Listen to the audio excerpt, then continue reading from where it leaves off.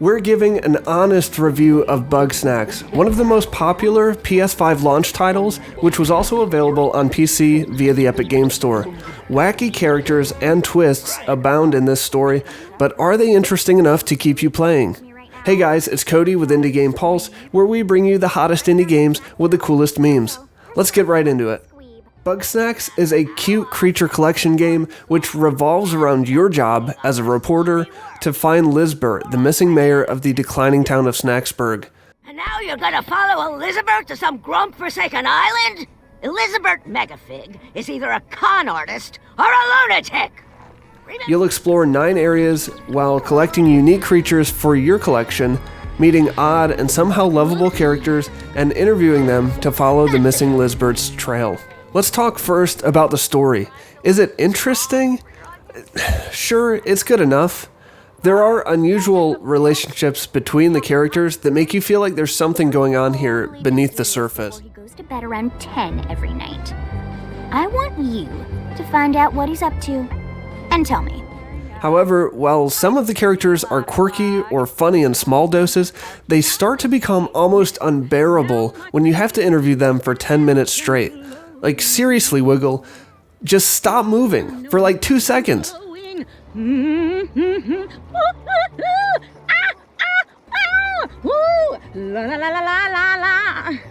Another note, if you're like us and only have half a brain, you can still easily predict how the story will end, more or less.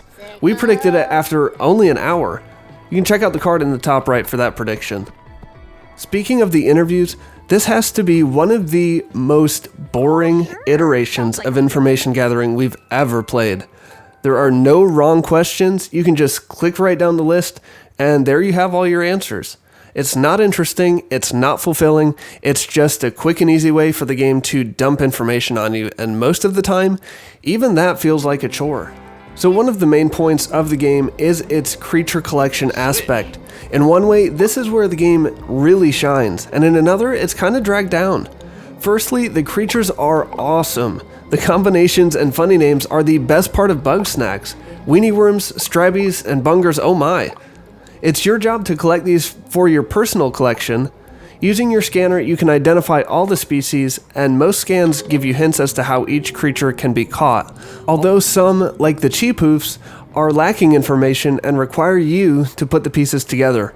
Where the creature collection drags the game down is that almost every single character mission given to you is creature collection.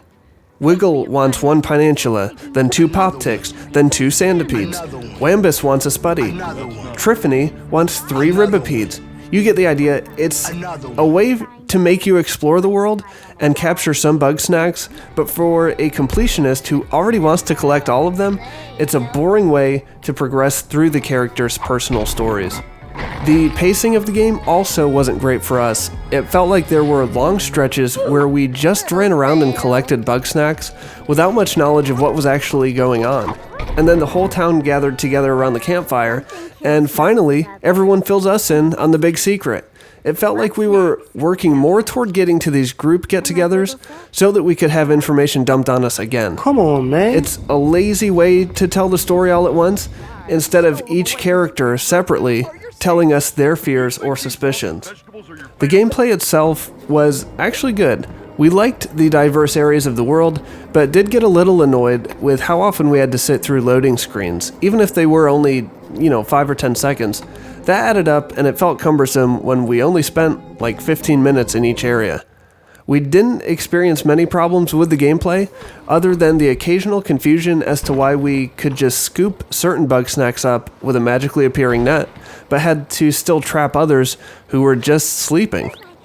The music also, for the most part, blends in and does a good job of portraying an upbeat and happy world, but during the loading screens, when it inexplicably gets turned up for some reason, it was a little screechy and hard on our old man ears.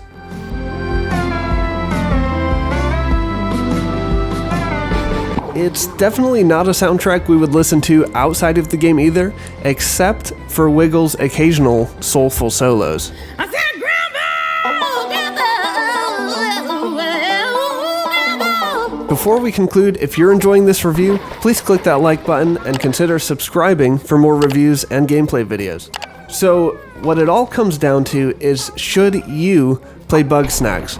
Our answer is maybe.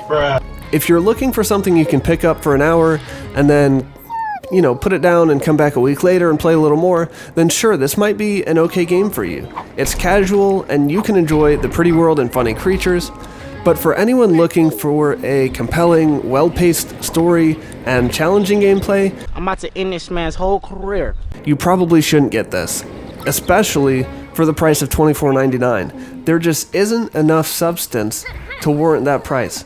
It's like ordering a juicy, medium rare steak at Outback and they bring you out a blooming onion instead. We would put Bugsnax more in the $15 to $20 range, so maybe pick it up when it goes on sale, but even at that price, we wouldn't choose to play it again. That's it for our honest review of Bugsnax. Check out the videos on your screen now for more indie game reviews and gameplay, and we'll see you on the other side.